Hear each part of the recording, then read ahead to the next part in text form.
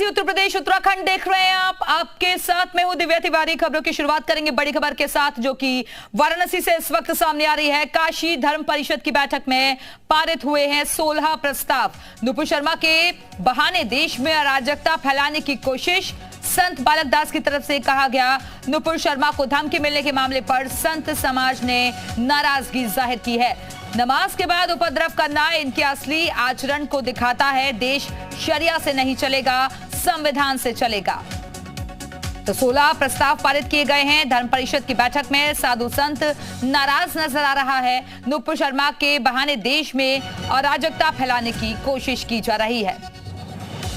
हम चाहते हैं शांतिपूर्वक इन आताताइयों को गिरफ्तार किया जाए और जो हमारे भगवान पर टिप्पणी कर रहा है, हम किसी के इष्टदेव का अपमान नहीं करना चाहते हैं और इसलिए हम अपने इष्टदेव का भी अपमान नहीं सहन कर सकते हैं। हमारे इष्टदेव पर अगर आप उंगली उठाओगे तो हम 4 उंगली 5 उंगली तुम्हारे ऊपर उठाने के लिए तैयार बैठे हैं। तो कितने प्रस्ताव गुरुजी पास हुए आज 16 प्रस्ताव पास हुए हैं। तो आपको कॉपी मिल जाएगी, जिसमें कई चीजें हैं और जो शांति प्रिय की बात की है, अब ऐसा नहीं चलेगा। तत्काल उन पर गिरफ्तारी करें, नहीं तो समाज अब जो है बात हो जाएगी सड़क पर।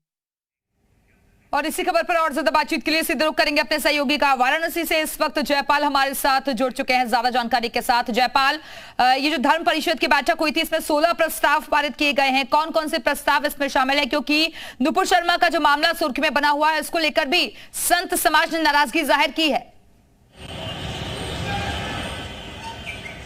जी बिल्कुल, देखिए काशी में भी संत समाज लगातार इस तरह की बैठकें करता रहा और एक बार फिर से इस मामले को लेकर बैठक हुई है कि जिस तरह से जुमे की नमाज को लेकर बैठक हुई है और पैगंबर मोहम्मद के नुपुर शर्मा वाले बयान को लेकर जिस तरह से धमकियां मिल रही है, फॉल मिल रहा है, उसको लेकर संत समाज ने नाराजगी जाहिर की और कुल 16 प्रस्ताव जो है यहाँ काशी से पास किए गए, जिसमें यह कहा गया है कि अगर इस तरह की धमकियाँ मिल रही हैं तो पैसे धमकी देने वालों को सरकार ट्रेस करे और उन्हें गिरफ्तार करे। और जिस तरह से जुमे की नमाज हो रही है, जिस तरह से अराजकता फैलाई जा रही है पूरे देश में, इन लोगों के ऊपर रासुका लगाई जाए और ऐसे कट्टरपंथी समूहों को पूरी तरह से बैन किया जाए।